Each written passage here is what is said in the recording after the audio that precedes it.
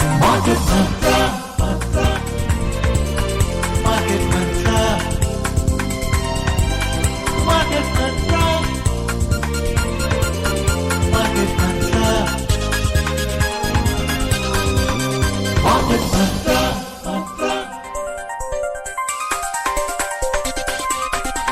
Market Mantra. This is Akashvani. Good evening and welcome to Market Mantra. I'm Arjun Chaudhary and with me is my co-anchor in Hindi, Nikhil Kumar. नमस्कार श्रोताओं, market मंत्रा कार्यक्रम में आज की कारोबारी खबरों के साथ हम एक बार फिर हाजिर हैं। स्टूडियो में आज हमारे साथ हैं वरिष्ठ आर्थिक विशेषज्ञ एके भट्टाचार्य। एके भी कार्यक्रम में आपका बहुत बहुत स्वागत है। नमस्कार, थैंक यू, धन्यवाद। और सबसे पहले मुख्य समाचार। Benchmark domestic stock market indices end on a flat note. Sensex settles at 77,541. Nifty adds 20 points. India's foreign exchange reserves rise by 9.9 billion US dollars in the week ending August 14, and global crude oil prices rise. घरेलू share बाजार सूचकांक आज लगभग सपाट बंद हुए। Sensex 77,541 पर पहुंचा, जबकि निफ्टी में 20 अंक की तेजी आई। भारत का विदेशी मुद्रा भंडार 14 अगस्त को समाप्त हुए सप्ताह में 9.90 अरब अमेरिकी डॉलर बढ़ा और वैश्विक कच्चे तेल की कीमतों में उछाल।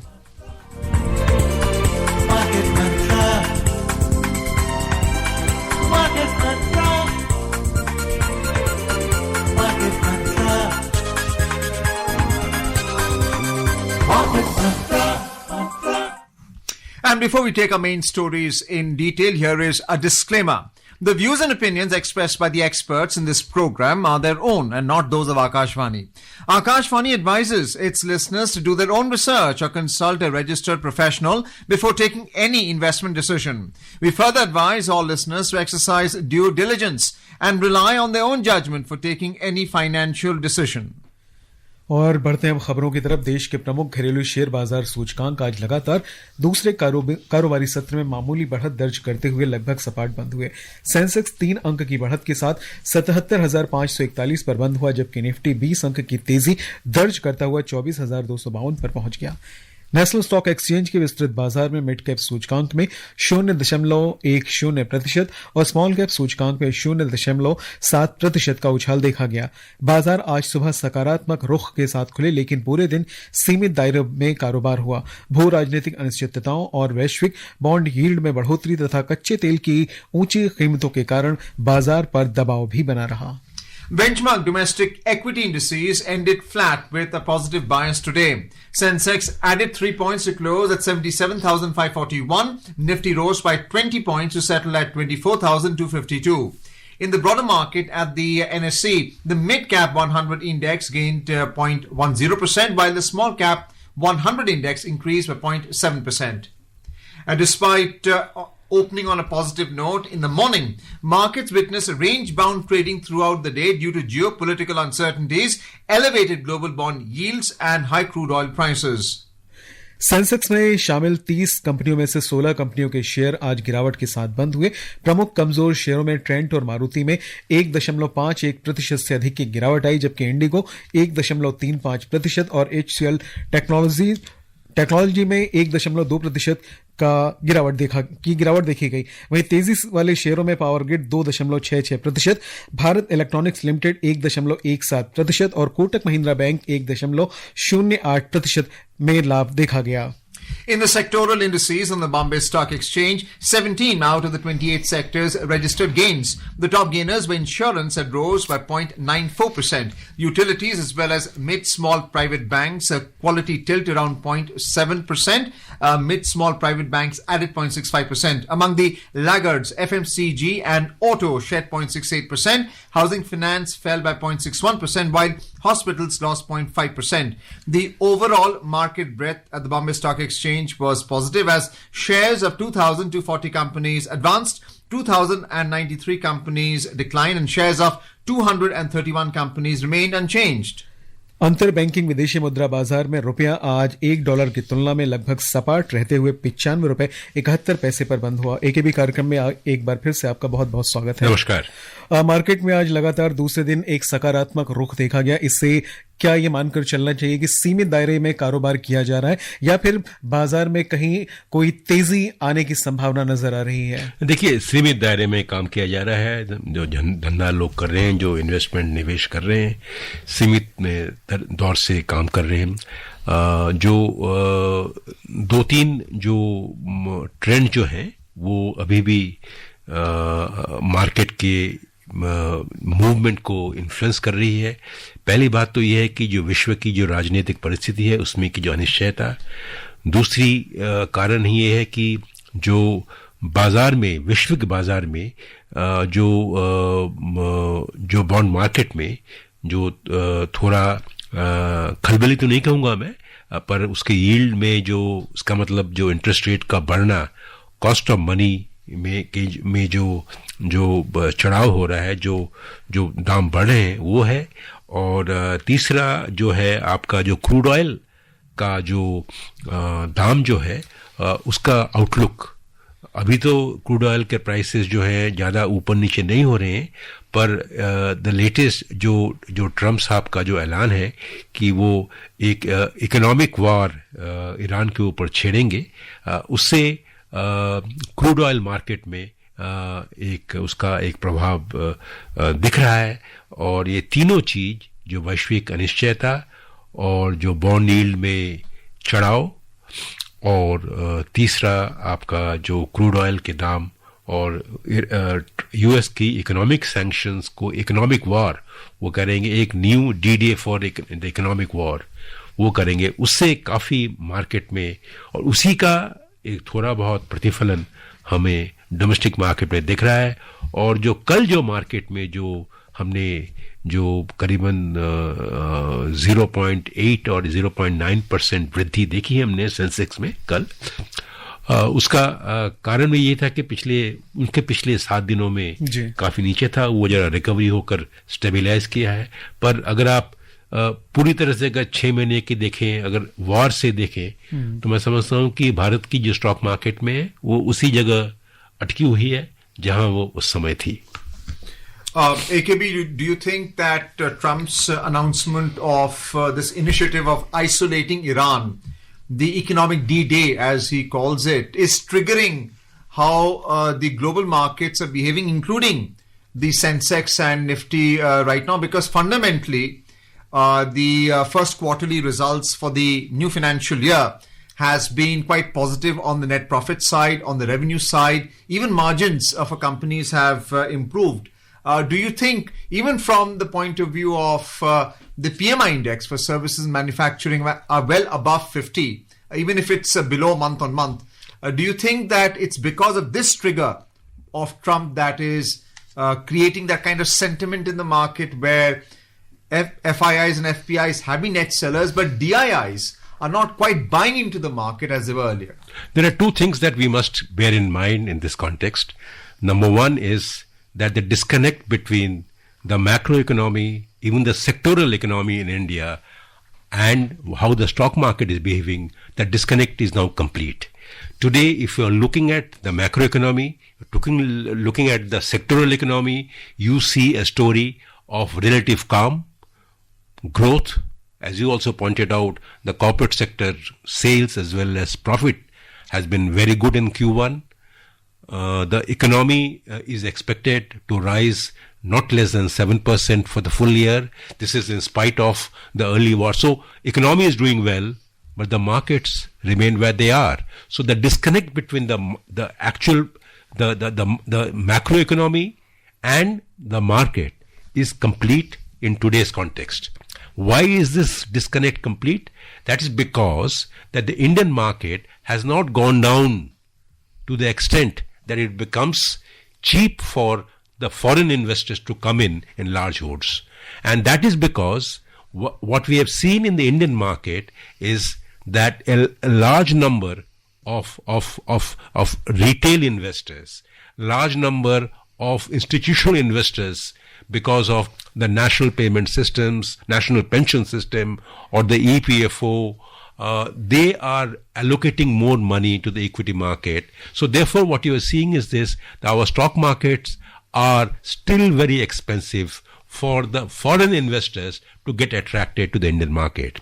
So therefore, what we are seeing is that on the one hand, the macroeconomy is doing reasonably well, but the stock market is not reflecting that buoyancy as yet.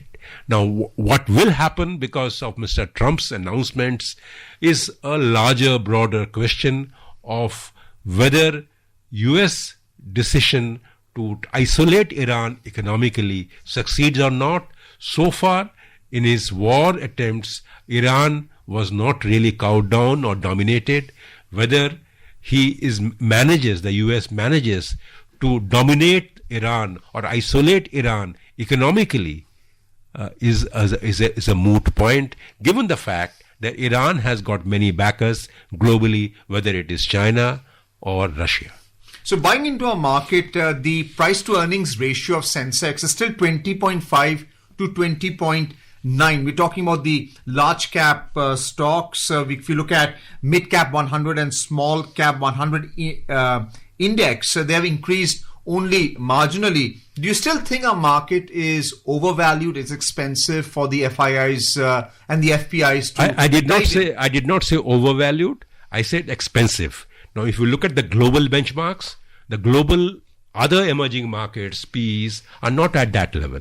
So therefore, for the global investor, the options are very clear that whether they want to, this is probably a good time for them to book their profits. And because there are bond yields going up, others, emerging market economies are cheaper, so they pull their money out, which is why you have seen the foreign institutional investors pulling out almost $80 billion in the last 2 years. And who have come in their place? It is the domestic investors who have come in and kept our stock market at a certain level, which may not be, roaring as such, but it's still at a level which keeps the PE of the large cap, what you mentioned, is around 20.5. Please remember, we have seen PE at a much higher level even earlier. Now it's coming down a bit.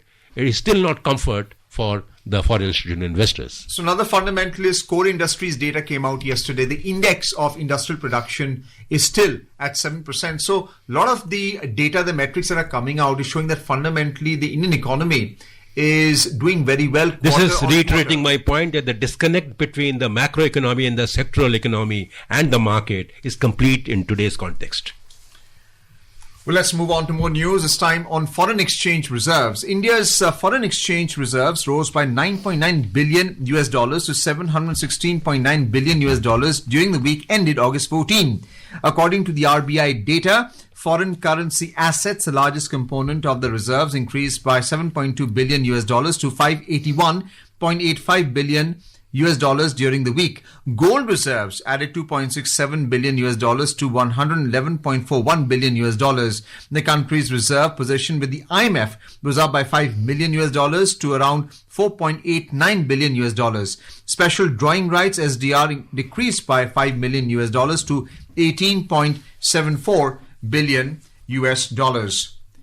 And moving on to more news, this time from the Purchasing Managers Index survey. Indian private sector activity improved in August on the back of a rebound in the services sector. According to the HSBC Flash Purchasing Managers Index PMI compiled by S&P Global, the composite PMI output index for the month rose to 54.6 from July's 54.3. The services sector recorded a modest growth, climbing to 54.5 from 53.3 in July. Conversely, manufacturing activity dropped to 52.9 from July's 53.5. August was the third consecutive month when manufacturing PMI declined. The manufacturing output index also weakened, falling to 54.9 in August from 56.4 in July. The output index is a seasonally adjusted index measuring the month-on-month change in the combined output of India's manufacturing and services sectors. A reading above the 50 mark separates growth from contraction. AKB, clearly anything above 50 means that there is growth and not contraction. But the month-to-month comparison, when you compare August with July and June, is showing a minor contraction. Is this because of what's happening in the Middle East? But India seems to have diversified its export portfolio away from the US by entering into multiple free trade agreements with Europe, UK, and other nations. Do you see that paying dividends in the coming months when it comes to how PMI is calculated for September onwards? These numbers indicate two things. Number one is that, as you know, that this is an expectation survey. This is how the purchasing managers of large Indian companies are looking at their order books. And that order book is still not less than 50%, which means they're still growing. But as you rightly pointed out, on a month-on basis, they have come down a bit. The second point is that they represent the duality of the Indian economy. The duality of the Indian economy is that our services sector is doing far better than the industrial sector or the manufacturing sector. So which is why, if you look into this PMI index, as you just now read out, is that the services sector PMI is doing much better, actually is growing, whereas the manufacturing sector PMI is declining. So just as in exports, our services sector growth is faster than our merchandise goods exports, to such an extent that today our services exports is actually as much as our merchandise goods exports. So therefore, the duality of the Indian economy is once again getting reflected in these PMI numbers. एशियाई बाजारों में दक्षिण Korea का KOSPI आज 0.87% ऊपर चढ़ा, जबकि Japan का निक्केई 225 आज 0.30% की गिरावट के साथ बंद हुआ। आर्थिक मोर्चे पर जापान की मुख्य मुद्रास्फीति जुलाई में सालाना आधार पर 1.8% बढ़ी, जबकि जून में ये 1.6% थी। यह लगातार 7वां महीना रहा जब ऊर्जा की कीमतों को शामिल करने, लेकिन ताजा खाद्य पदार्थों को कीमतों से बाहर रखने वाली मुख्य मुद्रास्फीति बैंक ऑफ जापान के 2% के लक्ष्य से नीचे रही। इस बीच ताजा खाद्य पदार्थों और ईंधन की कीमतों को बाहर रखने वाली प्रमुख मुद्रास्फीति जुलाई में सालाना आधार पर 1.9% बढ़ी है।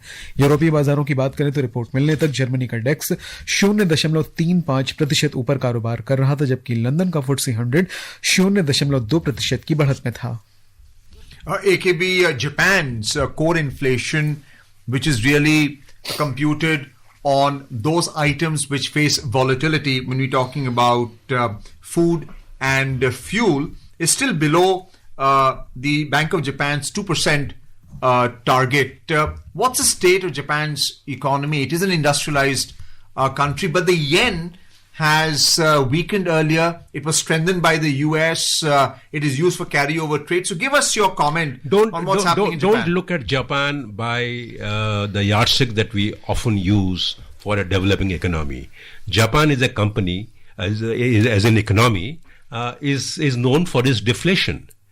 Japan has not seen inflation for the last several years.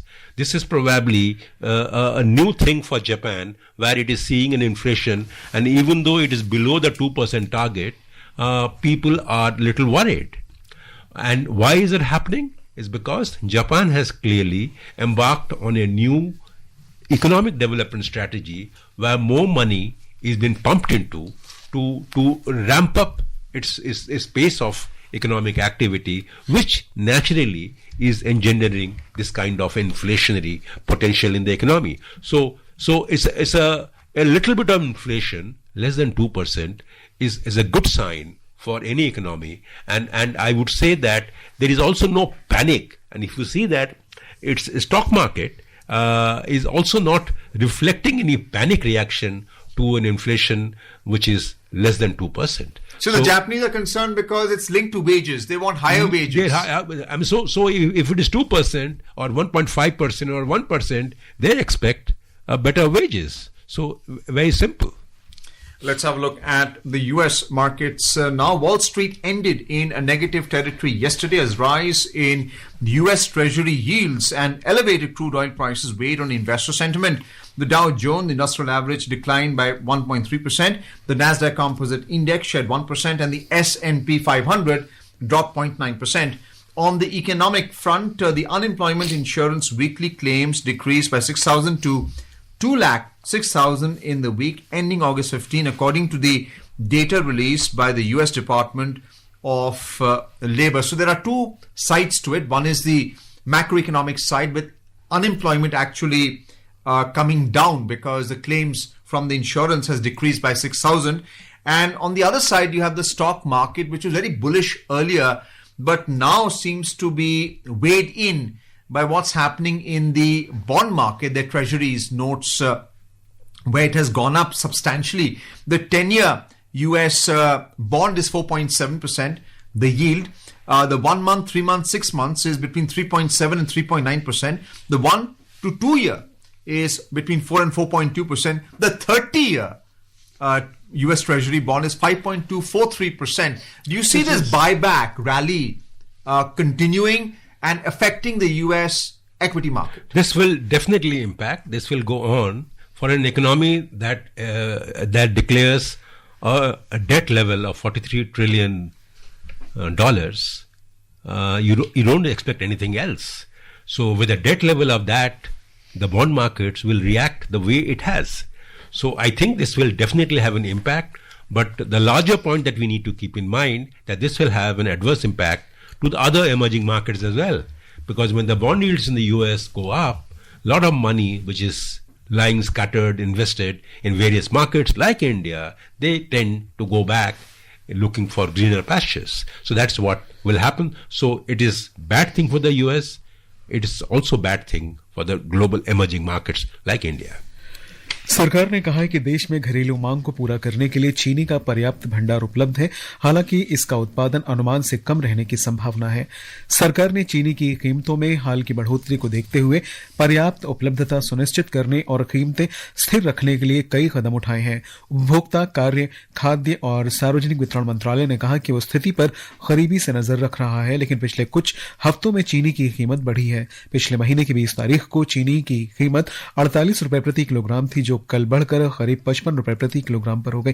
एक ही भी इस खबर पर आपके क्या विचार होंगे, क्या कहना चाहेंगे आप? देखिए जो हुआ है वो तो जो अक्टूबर से सितंबर का जो शुगर सीजन जो है उसमें जो स्टॉक लेवल जो सितंबर में आएगी वो लेवल जो कंफर्टेबल लेवल जो होता है उससे करीबन 1 मिलियन टन और 1.5 मिलियन टन कम होगा। इसीलिए सरकार का प्लान भी है कि वो रॉ शुगर 0% ड्यूटी में इंपोर्ट करने का भी उन्होंने एक निर्णय लिया है।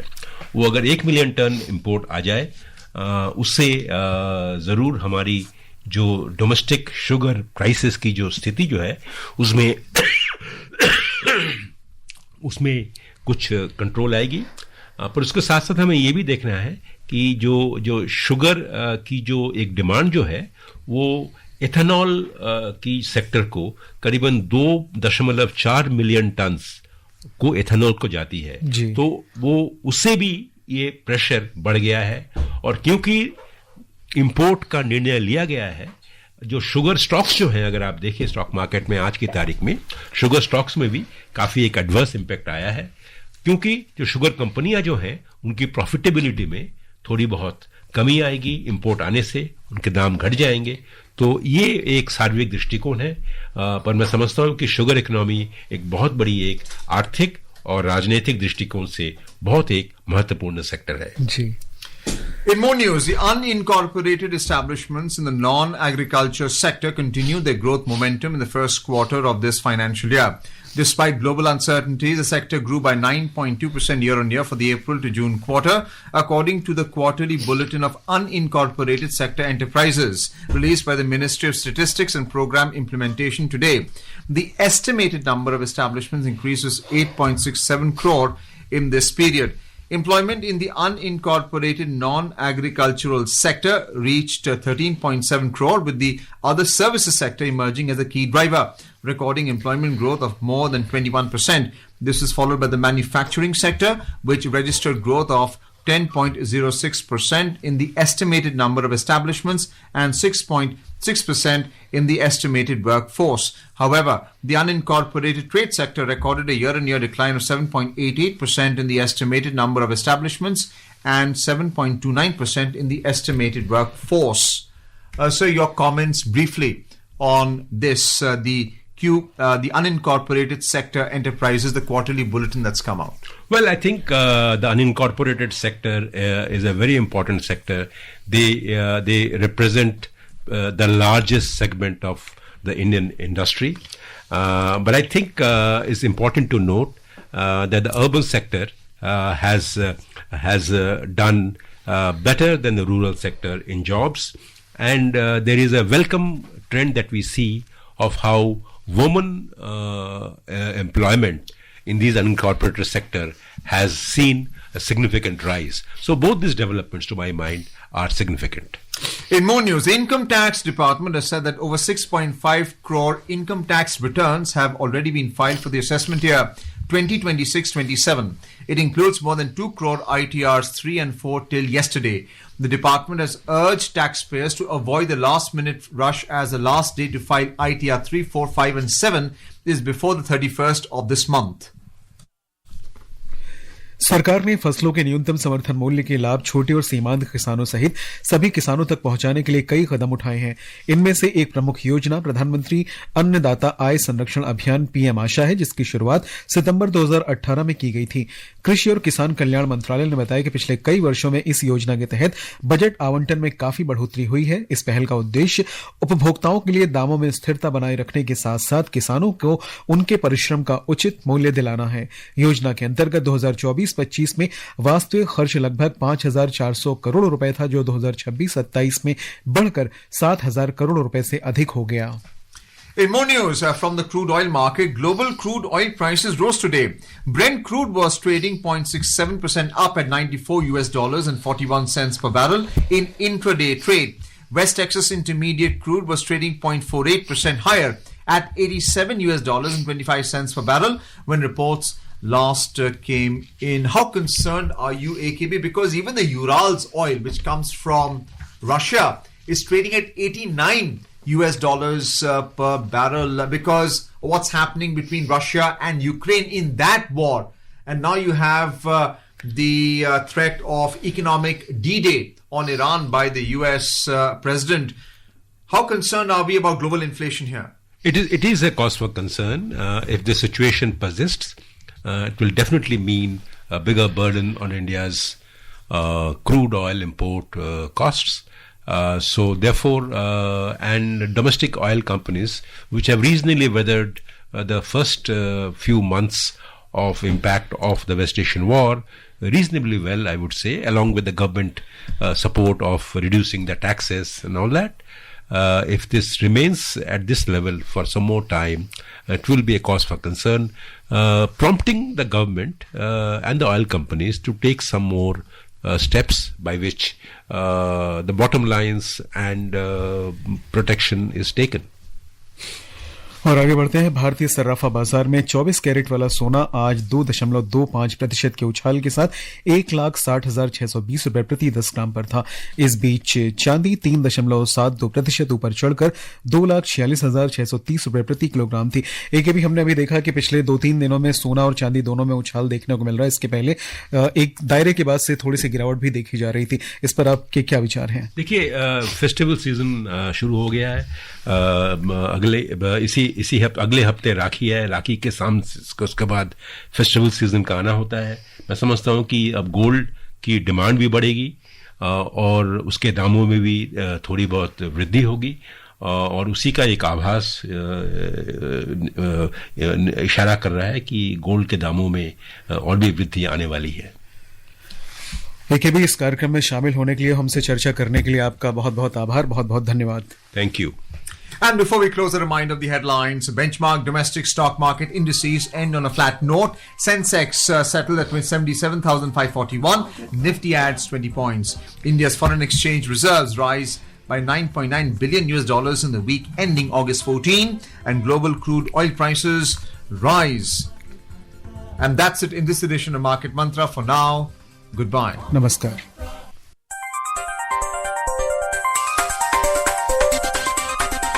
Market Mantra. Market Mantra. Market Mantra. Market Mantra. Market Mantra.